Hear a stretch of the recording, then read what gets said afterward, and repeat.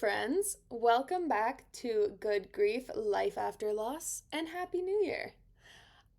First, I think I need to start off by saying I am sorry for a very quiet past 2 weeks from me. Life has been busy and hectic, and it was winter vacation, Christmas vacation. I don't know what you call that when you're not in school and you don't actually get a Christmas vacation.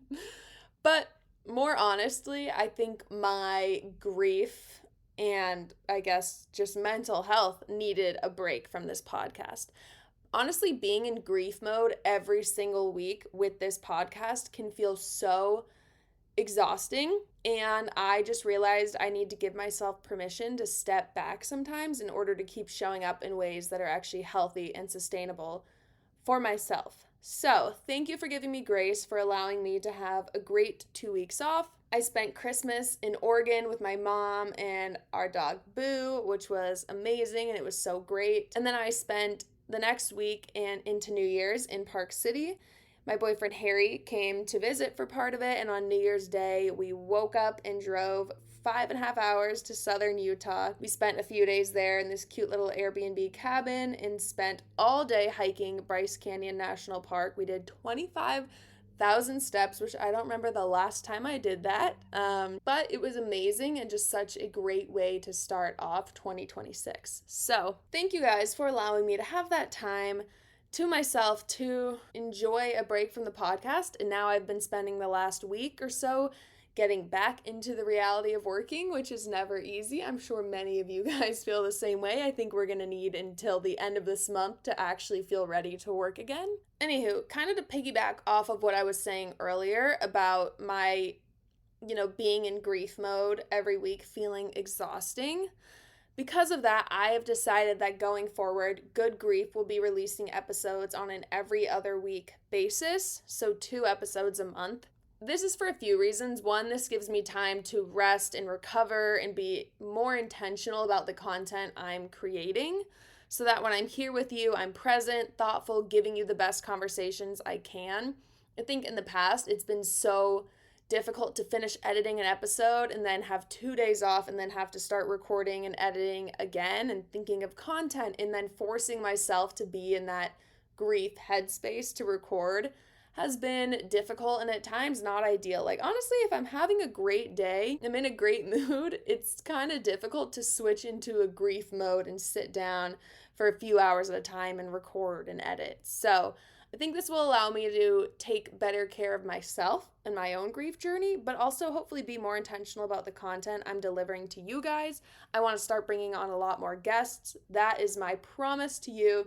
In 2026, you will hear so many more guest interviews. Hold me accountable to that, please. But again, thank you guys for being patient with me. Thank you for being here, and let's dive into today's episode.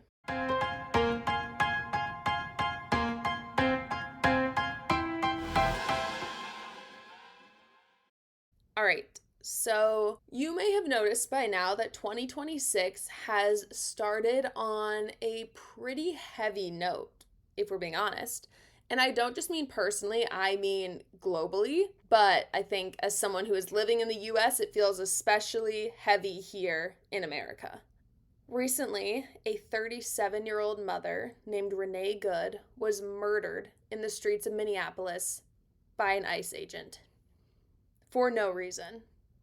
And whether you followed the details or not, it's one of those stories that just stops you in your tracks. It's tragic, it's unjust, and it's one more reminder that violence and death are not at all abstract concepts at this point. They're happening to real people, real families every single day. And it feels like every time I open social media lately, I just feel so uneasy. The content feels loud and overwhelming and upsetting, and like the world is constantly on fire and we are expected to just keep going. And I've been asking myself, how do we carry on with normal life when we know this is happening? When we don't know who it will happen to next or when or where it will happen next? We just know that it will happen again. But I want to be honest about something that I don't think is talked about enough.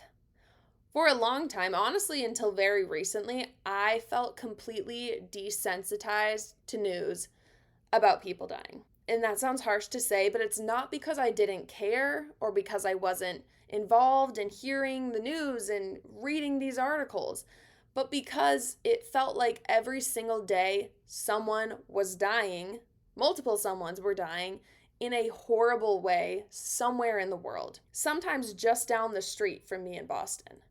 And unless it was someone I knew personally or someone I loved was directly affected, I feel like I didn't really let myself feel the grief of that loss. And I honestly think that was my brain just trying to survive, because there is only so much tragedy a human nervous system can process before it starts shutting things down.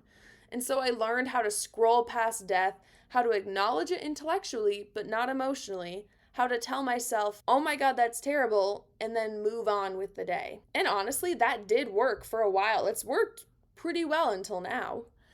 But lately, it feels like the noise has gotten way too loud to ignore. Like someone turned up the volume to 100 and it's not going back down. I have found that I'm not able to focus the way I used to. I'll be at work or out at dinner with friends or just on a walk alone, and suddenly my mind is flooded with images and thoughts about the social injustice, violence, death, and fear that is going on in our country and in our world. And it doesn't just stay neatly on my phone screen anymore. It now follows me beyond the scroll. And I think what's happening is this. The coping mechanism that once protected me, desensitized me, you could say, is finally breaking down. It has taken too many hits and it is breaking down. And that is a pretty scary realization. Lately, I've been thinking about how similar this moment feels to the early days after losing someone you love. After a death, everything feels wrong.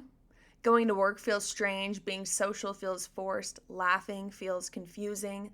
Life keeps moving, but you don't feel ready to move with it. I think all of us listeners probably know that feeling. And that's what this moment in time feels like to me, except instead of one person or one family or even one community grieving, it feels like an entire nation is and has been grieving at once. We are all actively grieving. Even if we don't have the words for it, even if we're not calling it grief, there's a collective sense of shock, fear, denial, anger, and sadness in the air. And I don't think it's going away anytime soon. If anything, it may probably get worse before it gets better. And just like in personal grief, our responses are all over the place. Some people are deeply emotional. Some feel this intense sense of anger. Some are completely numb. Some are disassociating just to get through the day. And I want to say this clearly. It is okay to protect your heart right now. It's okay to stay a little numb. It's okay to disconnect or disassociate when things feel like too much. Responses like that are not moral failures. They are literal survival tools, especially for those of us who have already experienced profound loss in our life. Many of us listening to this podcast have already lived through enough pain and grief and loss for a lifetime. But I also think this moment is asking for something else of us. Gently, not aggressively, but it's asking for more. There is a difference between protecting your heart and turning away completely. And while rest and numbness are sometimes necessary, there are also moments when we are called to stand up and to say, this is not the world we want to live in. And not because it feels easy, not because it doesn't cost us emotionally, but because we know firsthand what loss does to a person, to a family, to life. We know how unbearable it is to lose someone you love. And maybe, just maybe, that knowledge gives us a responsibility, when we are able, to fight for a future where fewer people have to feel this pain, where fewer losses are senseless, where fewer families are shattered by chaos, violence, injustice, and grief. And that doesn't mean we have to be on at all times. It doesn't mean burning yourself out, but it does mean doing what you can when you can, and of course, resting when you need. Grief has taught all of us, has certainly taught me, how much love costs. And maybe now it can also teach us how much life is worth protecting. I think a lot of us are walking around asking ourselves the same quiet question. which is how am I supposed to just live my life when all of this is happening, with all of this noise, with all of this violence, with all of this loss? And obviously, I don't have a clean answer to that, but I do know that feeling distracted, overwhelmed, angry, sad, or numb does not mean you're weak, does not mean you're insensitive. It actually means you are paying attention and you are aware. But honestly, we were never meant to absorb this much tragedy, this consistently, with no pause. And yet, here we are, expected to show up to work, to make dinner plans, to laugh at jokes, and act like everything is completely fine. And that just feels impossible sometimes. And I think that's okay. We can't be expected to pretend like this problem isn't real and like we aren't affected by it forever. So, as we move forward into this year, crazy it's only been 2 weeks, I don't have a neat conclusion or an easy takeaway. I don't think this is a moment that asks us to tie things up in a pretty little bow. I think this is a moment that asks us to hold both, to protect our hearts when the noise is too loud, to step back when we feel overwhelmed or numb, to rest when our bodies and minds are telling us they need it. And also, when we are able to care, to pay attention, to speak up in ways that feel right for us, to remember that the future is not something that just happens to us. It is something we shape little by little through our values and through our choices and actions. So if you're listening to this and feeling scattered, distracted, or heavy this week, there is nothing wrong with that. These are normal responses to an abnormal moment in time.